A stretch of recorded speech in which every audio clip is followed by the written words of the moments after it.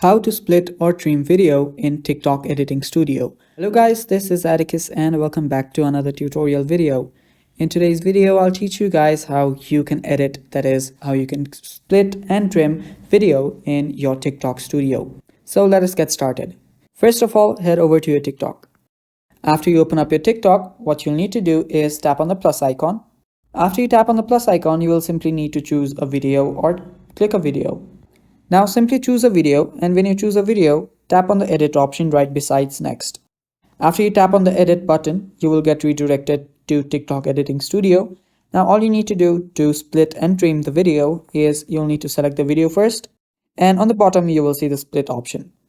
Now let me split the video right around here. Tap on split and there you go, yes, split that. Now you can delete the video too.